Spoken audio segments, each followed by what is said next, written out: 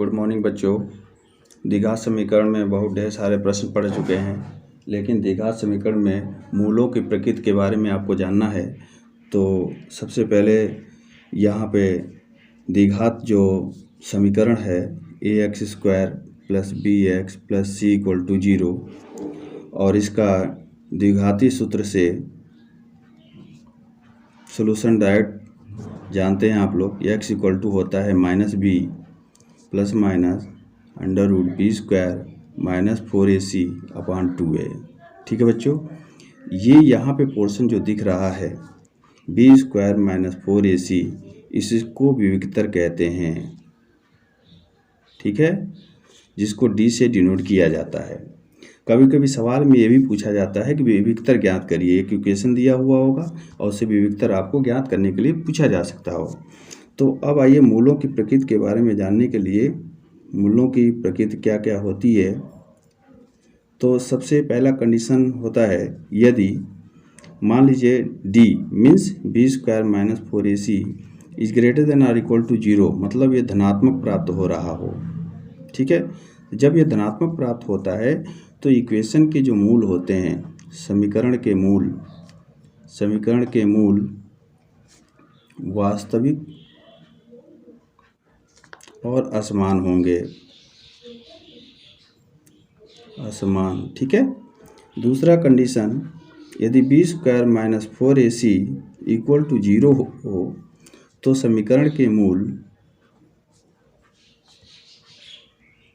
वास्तविक और समान होंगे। बच्चों यहाँ पे ध्यान दीजिए, अगर यहाँ पे b² - 4ac greater than or equal to 0 हो और कोई पूर्ण वर्ग संख्या मिल रही हो, जैसे 4 मिल रही हो, 9 मिल रही हो, 16 मिल रही हो, तो वह समीकरण के मूल वास्तविक, परिमेय और असमान हो जाएंगे। यहीं पे b² - 4ac greater than or equal to अपरिमेय संख्या कोई प्राप्त हो रही हो तो ये समीकरण के मूल वास्तविक, अपरिमेय और असमान हो जाएंगे। b² - 4ac = 0, समीकरण के मूल वास्तविक और समान होंगे। तीसरा कंडीशन है, यदि b² - 4ac आपने निकाला और <0 मिला, यानी आप ऋणात्मक संख्या मिल गई, माइनस की संख्या मिल गई, तो समीकरण के मूल क्या हो जाएंगे? समीकरण के मूल अवास्तविक हो जाएंगे, काल्पनिक भी कह सकते हैं। ठीक, अधिकल्पित भी कहते हैं। ठीक है, होंगे, ये ध्यान रखिएगा। तो एक कोई क्वेश्चन ले लेते हैं जिससे आप समझ सकें कि मूलों की प्रकृति किस प्रकार से निकाली जा सकती है।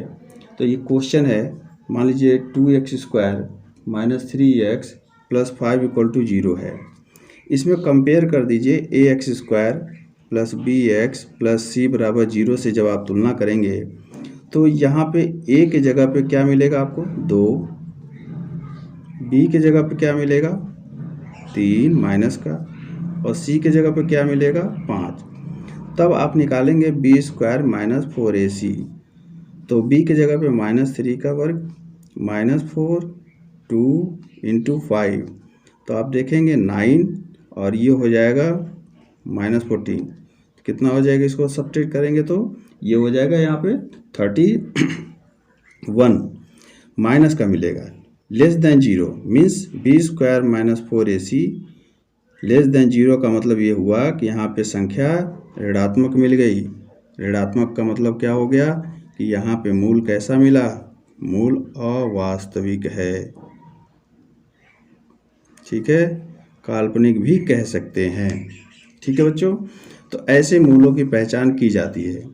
मान लीजिए कोई एक और ऐसे क्वेश्चन मिल सकते हैं आपको, जैसे मान लीजिए मूलों के योग समान है। जैसे क्वेश्चन और है, यहाँ पे क्वेश्चन यहाँ पे ले रहे हैं, x² + k 2x + k - 1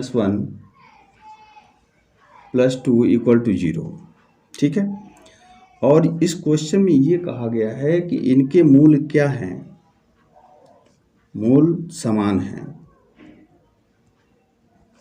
अब ऐसे प्रश्न को कैसे सॉल्व करेंगे बच्चे? आप क्या करेंगे? x² और इसकी मल्टीप्लाई कर दीजिए यहाँ पे, तो 2kx और यहाँ क्या मिलेगा, यहाँ मिलेगा k² - 1 और यहाँ पे k² - k और +2 = 0। आपका समीकरण ax² bx और +c के रूप में हो गया। मूल समान कब होता है, जब b² - 4ac = 0 के बराबर हो। तो मूल समान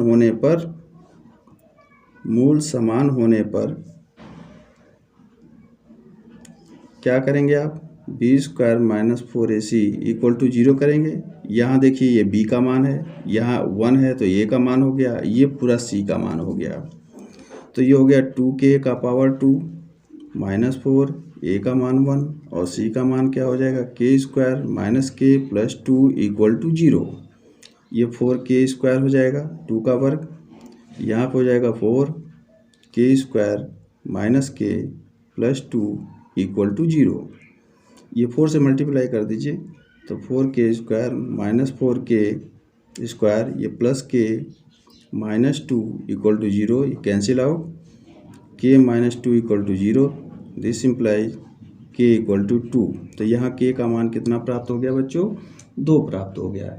यानी k का मान 2 होने पर इसके मूल क्या होंगे, वास्तविक और समान होंगे। तो इस प्रकार के भी प्रश्न जो है पूछे जाते हैं। तो ये मूलों की प्रकृति के बारे में बच्चों आप लोगों को बताया गया। उम्मीद है कि आप लोगों को समझ में आया होगा। और इस प्रकार के क्वेश्चन इंपॉर्टेंट होते हैं बोर्ड परीक्षाओं के लिए, इसलिए ऐसे प्रश्नों पर विशेष ध्यान दीजिएगा। और ये मूलों की प्रकृति के जो 3 नियम हैं ये याद कर लीजिएगा। थैंक यू बच्चों।